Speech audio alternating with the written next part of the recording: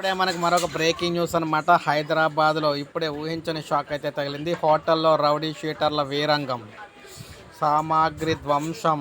ఇక్కడ మీరు చూసుకోవచ్చు, రౌడీ షీటర్లు అయితే వీరంగం సృష్టించాడు. ఏకంగా సామాన్లు కూడా అన్ని పగలగొట్టడం అయితే జరిగిందనమాట. ఇది మనకి రంగారెడ్డి జిల్లా రాజేంద్ర నగర్ ఉప్పల్పల్లిలోని ఓ హోటల్లో రౌడీ షీటర్ల వీరంగం సృష్టించారు.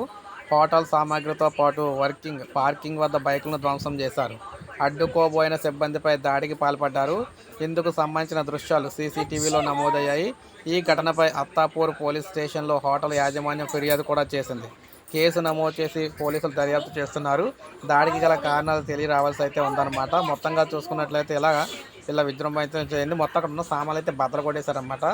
సో అందువల్ల ఇదే విధంగానే అయితే సీసీ కెమెరాలో వీళ్ళైతే దొరికారు కాబట్టి పోలీసులకి అయితే ఈజీ అవుతుంది పట్టుకోవడానికి.